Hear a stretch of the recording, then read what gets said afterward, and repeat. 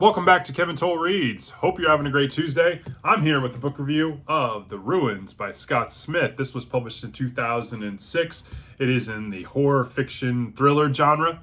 The summary of this book takes place around two couples who meet up with some other local tourists, and they decide to take an excursion in the Mexican jungle around local Mayans. And so they have a rudimentary map that they were given of where to go, and there's about 6 or 7 of them, and they partake in this journey, and they do so after having a kind of a longer night of drinking, which is the first of their many dooms, so to speak. And so they uncover this remote area, and it is not what it seems. And so they push the boundaries of going too far, and before they can turn back, they are accosted by the locals who will not let them leave.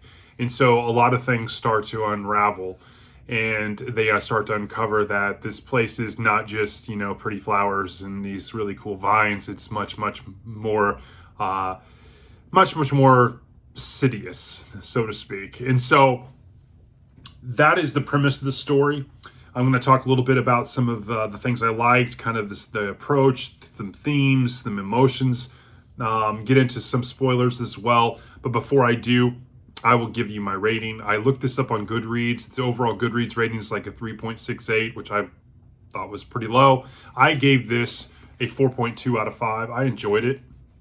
There are a couple places stylistically that I thought didn't really jive with me, and I'll talk about those as well. But overall, I thought this was a good read, and I'm glad I read it. So let's jump into what I liked and talk about some of the overarching themes and some spoilers. So first and foremost, excuse me, I thought the vines were interesting. And we'll kind of touch on some of the areas of that, but I thought they were really, really cool, kind of in and of itself. And I also thought that the dynamic of the characters and what they have to go through is really where the meat of this is, because it really delves into not just a horror story, even though horror stories provoke a lot of emotion, but it really goes into the emotions that you see with people going through almost the 12 steps. Obviously there's joy when they start out. There is the uncertainty. There is some bad decision making. There's some people that are kind of infighting at first because they're not all down for moving on, even though they're being warned off to move on to this area by locals and saying don't go there, but they can't understand the language barriers. And then you get into the situation when they're in that situation, and lo and behold, there's remorse, there's anger, there's, why I'm not even supposed to be here type thing. And so, and then it ultimately ends up in acceptance and foreboding. And so there's a lot that goes on throughout this in terms of emotions. Some of the themes also too are very brutal and honest. You have dive into kind of a last man or woman standing type situation. You have a loss of sanity. You almost have a situation at times where it seems like Smith is trying to impose on you that beyond the gruesome parts, beyond the situational aspect of what they're in, it's almost like the physical is secondary to some of the mind games that go on in with this. And so it's real thought-provoking in that area. You have, one of the characters that has a terrible accident, and then the vines are, taking him over, and he's definitely hurting, and he's probably going to die. I really found one of my most memorable parts, and there's not a lot of quotes, but there's memorable parts I had, is when Stacy's singing Christmas songs to Pablo. I thought that was an interesting scene, so to speak, to read that. I thought that was interesting.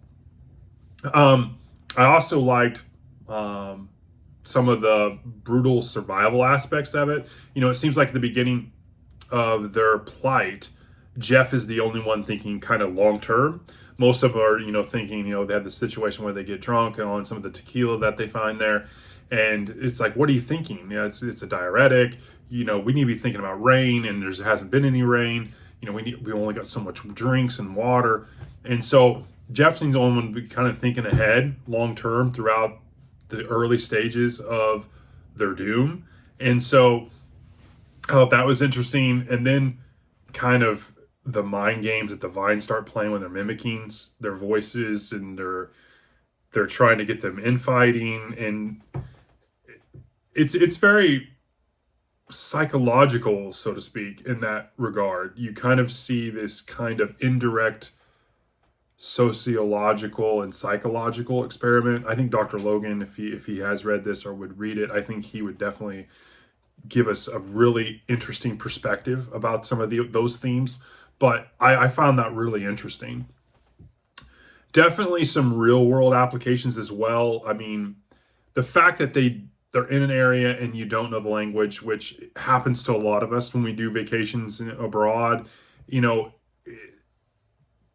just goes to show you, like, you get into some situations and you make some bad choices, and then they seem to compound those bad choices with further bad choices, and not knowing how to communicate with people enough to get vital information to make better sound judgment choices down the road. It goes to show you, like, that's just it's a disaster. There's a recipe for disaster, so to speak. I thought, when they get to a certain point, they talk about cannibalism. Like, yeah, I mean, it's very thought-provoking as much as it is gruesome. So if you have a squeamish stomach, some of these topics are a little out of bounds, may seem out of bounds for you. I mean, probably I would stay away from this one. I don't think it, for someone like a Trav or others who read a lot of, scary stuff, Austin, this might be PG, this might be a 3 on the, scale for you all, but I could see where some of it would turn it off. I don't have a squeamish stomach when it comes to watch or reading this. I don't remember anything from the movie. I watched it so long ago, so I don't have really anything to compare it against the movie, but this definitely is an enjoyable read. But if you, get queasy or easy, you might want to stay away from this. Again, overall, I rated this a 4.2. I think it's a great story.